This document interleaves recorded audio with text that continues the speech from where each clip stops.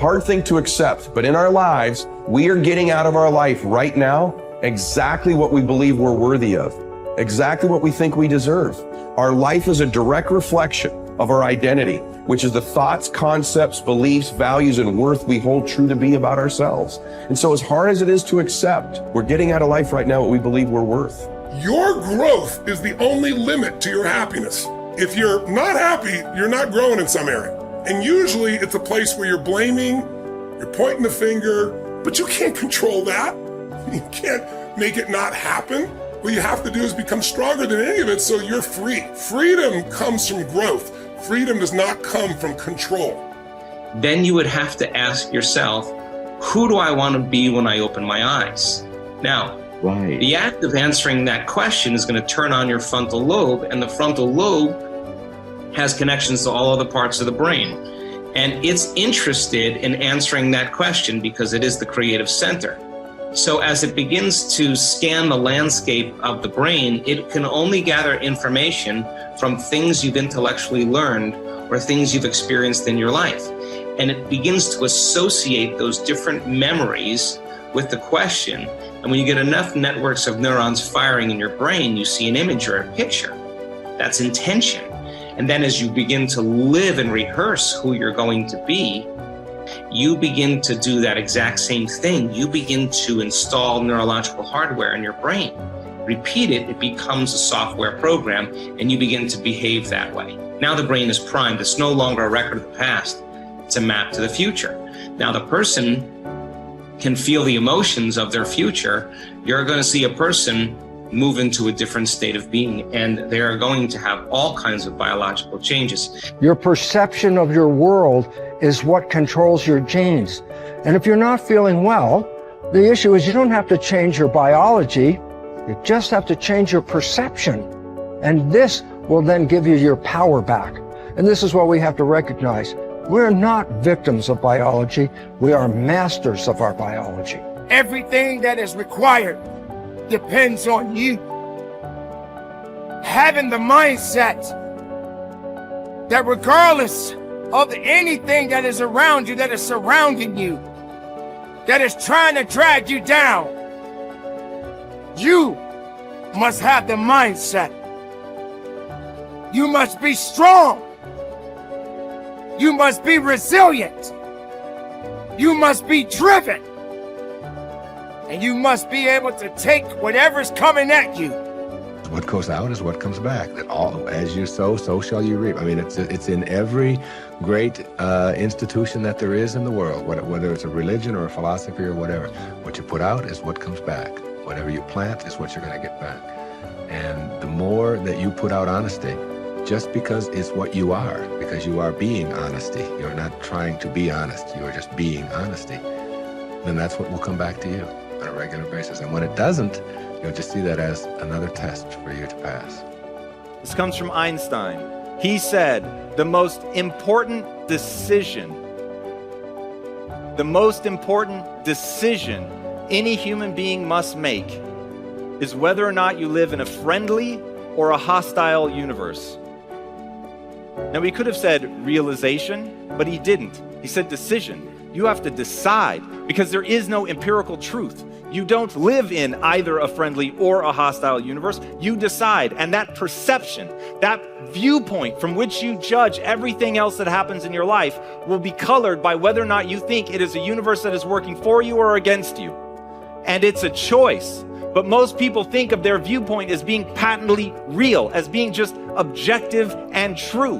And so they never stop to question the fact that they actually decided that at some point, either because their parents acted in accordance with that it was either hostile or friendly, and they just absorbed that, or their friends or the people that they work with or whatever. But somewhere along the line, they came to believe that they live in either a friendly or a hostile universe. But you could change right now. Right now, you could make a different decision. And if you believe that the world is working against you right now, you could choose to believe that it's actually working for you. And in making a fundamentally new and different assumption, it empowers you to move forward. And this is something that I will repeat in this talk. The reason that matters is human beings do not invest energy in things that they don't think will yield a result. When you set goals, when you have an intention on something that you want to change about your life, your brain helps you. What it does is it opens up a checklist, and then your brain goes to work trying to remind you of that intention that you set. And it's really important to develop the skill,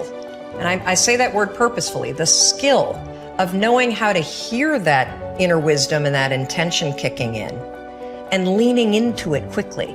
So for me, my brain saying, that's it, right there, move as fast as a rocket, Mel. I wanted to change my life. And I think most people that are miserable or that are really like dying to be great and dying to have more, we want to change. We want to live a better life. We want to create more for our families. We want to be happier. The desire is there. Again, it's about how do you go from knowledge to action. So the first thing in this story that's important is realizing that the answer was in me. And my mind was telling me, pay attention. Could have also been the bourbon. I had a couple of Manhattans that night. But anyway, the next morning, the alarm goes off, and I pretended NASA was there. It's the stupidest story. I literally went 5, 4, 3, 2, 1. I counted out loud, and then I stood up. And I'll never forget standing there in my bedroom. It was dark. It was cold. It was winter in Boston. And for the first time in 3 months, I had beaten my habit of hitting the snooze button. I couldn't believe it. And I thought, wait a minute. Counting backwards? That is the dumbest thing I've ever heard in my entire life. Well, the next morning I used it again and it worked. The next morning I used it again and it worked. The next morning I used it again and it worked. And then I started to notice something really interesting. There were moments all day long, just like that 5-second moment in bed, where I knew, knowledge, what I should do. And if I didn't move within 5 seconds, my brain would step in and talk me out of it. Every human being has a 5-second window, might even be shorter for you. You have about a 5-second window in which you can move from idea to action before your brain kicks into full gear and sabotages any change in behavior. Because remember, your brain is wired to stop you from doing things that are uncomfortable or uncertain or scary. It's your job to learn how to move from those ideas that could change everything into acting on. Take action. When you start to walk, talk, dress, and behave like the top people, you soon begin to feel like the top people. You will treat other people like the top people do. You will work the way the top people work. You will start to get the results that the top people get. In no time at all, you will be one of the top people yourself. It may be trite to say, fake it until you make it, but there is a lot of truth to it. Your main job in life is to create the mental equivalent within yourself of what you want to realize and enjoy in your outer world. Your focus must be on creating the beliefs within yourself that are consistent with the great success you want to be in your outer world. You achieve this by challenging your self-limiting beliefs, rejecting them, and then acting as if they did not exist. You reinforce the development of new life-enhancing beliefs by increasing your knowledge and skills in your field to the point where you feel equal to any demand or challenge. You accelerate the development of new positive beliefs by setting bigger and more exciting goals in every area. Finally, you act continually as if you were already the person that you desire to be. Your aim is to reprogram your subconscious mind for success by creating the mental equivalent in everything you do or say. Make a decision this very day to challenge and reject any self-limiting beliefs that you might have that could be holding you back. Look into yourself and question the areas of your life where you have doubts about your abilities or talent. You might ask your friends and family members if they see any negative beliefs that you might have. Often, they will be aware of negative self-limiting beliefs you have that you are not aware of yourself. In every case, once you have identified these negative beliefs, ask yourself, what if the opposite were true? What if you had the ability to be extraordinarily successful in an area where you currently doubt yourself? What if you had been programmed from infancy with genius ability in a particular area? For example, What if you had within you right now the ability to earn and keep all the money you could ever want throughout your life?